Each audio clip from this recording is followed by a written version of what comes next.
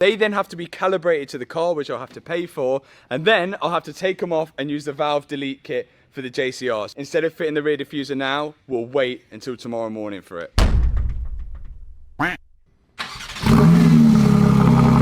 Oh, that sounds so much better. That sounds so much better. No way! When we can get that limp mode off, this is gonna scream. The next morning, the valve delete kit arrived. Can this tiny little module take the GT3 out of limp mode? Well, we're about to find out.